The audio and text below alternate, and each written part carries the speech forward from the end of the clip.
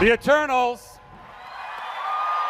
something entirely new, entirely different for the MCU, a group of immortals who've been on Earth for 35,000 years. They've been there amongst the MCU. We haven't met them before. This film is full Jack Kirby. In 2019, Marvel Studios president Kevin Feige announced that the studio was developing a film based on Jack Kirby's Eternals, and about 2 years from then, we got our first look at Academy Award-winning director Chloe Zhao's Eternals. But who are these characters? Eternals is perhaps the most mysterious project on the Marvel Studios Phase 4 slate, introducing a brand new set of characters into the ever-growing MCU. Just like we were introduced to obscure characters like Guardians of the Galaxy, we'll be introduced to the Eternals.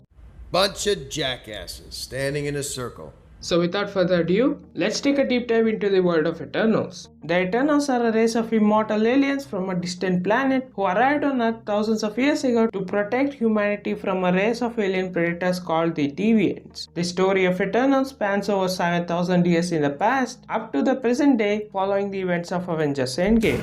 Let's talk a bit about who these characters are. Starting with Barry Cogan's Druid, he can use cosmic energy to control the minds of people, typically brainwashing, or to create walking nightmares in his enemies, which possibly explains the hostile nature of the group of humans surrounding the Eternals in this set piece. In Ajax's exploration monologue, she ends it with one final line: "We have never interfered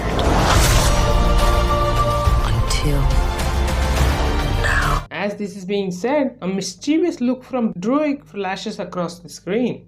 That's suspicious. Druid disagrees with how the other Eternals have interacted with mankind over centuries. It is certainly going to be interesting to see whether he's going to be a friend or a foe to the other Eternals. Ajax is the spiritual leader of the Eternals. She can not only heal humans and Eternals alike, but she is able to communicate with the Celestials as well. Celestials are powerful extraterrestrial cosmic beings who have influenced key events in human history, like human evolutionary events such as the genetic offshoot races like the Eternals and the Deviants, as well as the emergence of superhumans both through the inclusion of X gene and through beneficial mutation, like Wanda being able to use a probability hex before coming in contact with the Mind Stone.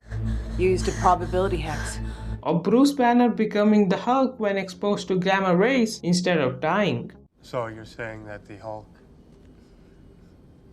the other guy, saved my life? Thanos is an Eternal born with the Deviant Syndrome. It is to be seen whether his backstory will be explored in the movie or not. In the MCU, we have first seen a Celestial, Eson the Searcher, in Guardians of the Galaxy Volume 1. Nowhere is the severed head of a Celestial. And then we see Ego in Volume 2. I'm what's called a celestial, sweetheart.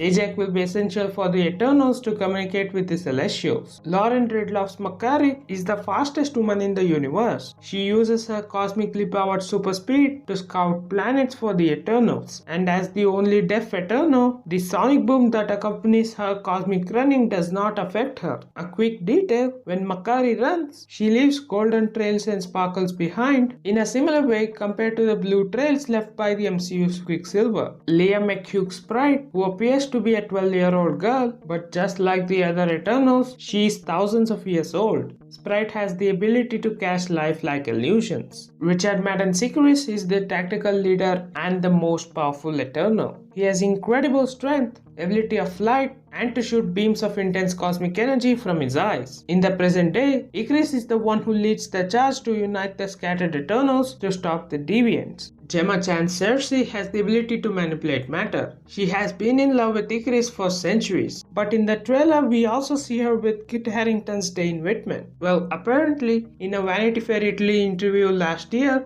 Gemma Chan said that Cersei will be involved in 2 love stories over the course of the movie. Kevin Feige said that Cersei is about the closest thing to a lead in this ensemble. So most likely, she will be the focal point of the movie and will be helping Ikaris in reassembling the Eternals. Speaking of Dane Whitman, Black Knight is the only character who isn't actually an Eternal in this roster. The character has gone through numerous incarnations in the comics, but Kit Harington's version is the modern descendant of an Arthurian knight who wields the cursed ebony sword. Angelina Jolie's Tina is a fierce warrior who has the ability to use cosmic energy to form any handheld weapon she can think of, in a similar way to how Doctor Strange uses dimensional energy to cast spells and conjure weapons. The sword Tina uses here is made up of cosmic energy. Madame Seok's Gilmesh is a fierce warrior capable of projecting a powerful exoskeleton of cosmic energy. He is known as the Forgotten One in the comics, being exiled from the other Eternals for aiding humanity too directly and too often. He and Tina live together in the film, but as the teaser reveals, they will reunite with the rest of their people in the modern day to take on the Deviants. Brian Tyree Henry's Phastos is MCU's first openly gay character who is blessed with the power of invention. He is able to create whatever he can imagine, provided that he has enough raw materials at his disposal. Tony Stark was able to build this in a cave with a box of scraps! Phastos has helped nudge humanity forward technologically while always keeping his brilliance hidden in the shadows. I think Phastos might have likely influenced the technological advancement of Wakanda, but that's just my theory. Finally, on to Kumail Nanjiani's Kingo, who has the power to project cosmic energy projectiles from his hands. Over the centuries, he has become enamored with the idea of fame. In the present day, he is a famous Bollywood star. Towards the end of the trailer, a shot begins with a close-up of Druig as yellow energy tendrils begin to extend out from his body. The next shot then pulls out to see this energy seepage also happen with other members of the group. Not only is everyone seemingly giving up their energy, but you can see them begin to merge on screen. Individually, the Eternals are powerful, but their greatest ability is to unite their minds into a single consciousness, a so-called Unimined. It is to be seen whether the MCU follows Jack Kirby's original idea, in which only the Prime Eternal could initiate a Unimind, or whether it follows more recent stories where any Eternals can bond together, but the Unimind increases in power as others are added. I can't wait to see the Eternals. It looks absolutely gorgeous and very promising. That's it for this video. If you enjoyed it, leave a thumbs up, subscribe to the channel and hit the notification bell for more such Marvel theories and breakdowns. Thanks for watching. I think Marvel I think this film is I think they took a big risk with this one. I think they're gonna surprise you.